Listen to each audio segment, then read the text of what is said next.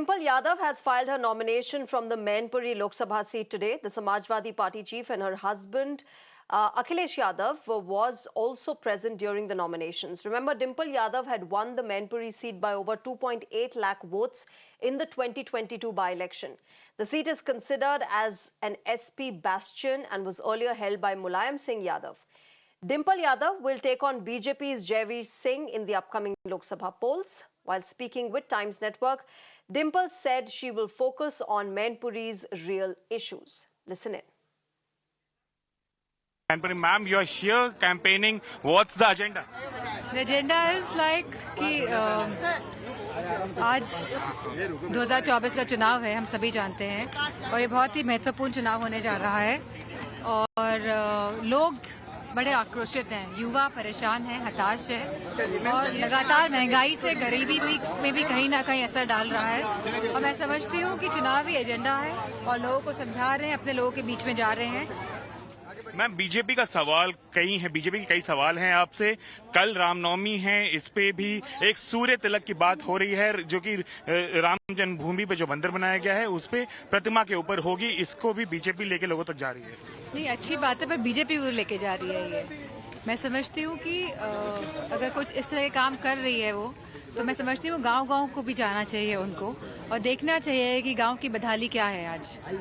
आज कोई अच्छी सड़कें नहीं है, नालियां खुली हैं, महिलाएं परेशान हैं, हमारा युवा साथी इतना निराश, इतना हताश है, हमारे किसान भाई परेशान हैं, महिलाएं सुरक्षित नहीं हैं। तो मैं समझती हूँ अगर ये सरकार में है तो उन्होंने सरकार की जो पद संभाला हुआ है और उस पद की गरिमा को रखते हुए उनको जन जन के लिए काम करना चाहिए। Prime Minister is also talking about disconnect among the opposition leaders and people and voters. Sorry?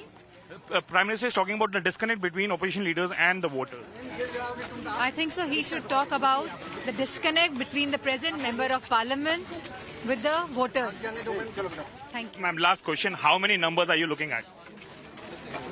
We'll keep working hard.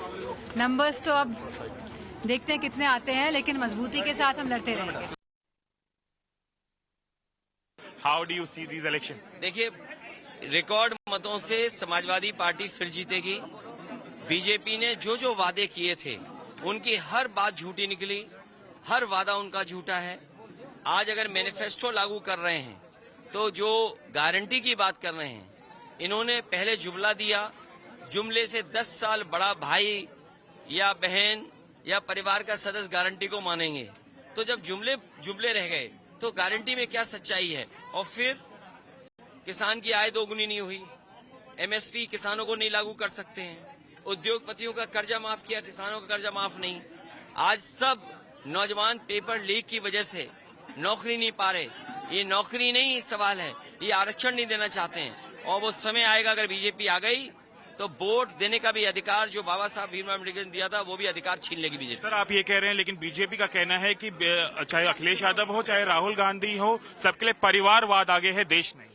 मैं तो बीजेपी से कहूंगा कि किसी परिवार वाले को टिकट ना दें और बीजेपी वाले किसी परिवार वालों से वोट मांगने ना जाएं। सर, कल आपकी प्रेस वार्ता है राहुल गांधी के साथ, क्या आप क्या मुद्दे लेकर के जा रहे हैं उस प्रेस वार्ता में और पूरे देश में? कल बात होगी, क्योंकि जो लोग बड़ा बड़ा नारा दे रहे हैं, हमारे अर्थव्यवस्था चौपट, सीमाएं सुरक्षित नहीं और बेरोजगारी बड़े पैमाने पे और किसान दुखी, ये महत्वपूर्ण सवाल होंगे।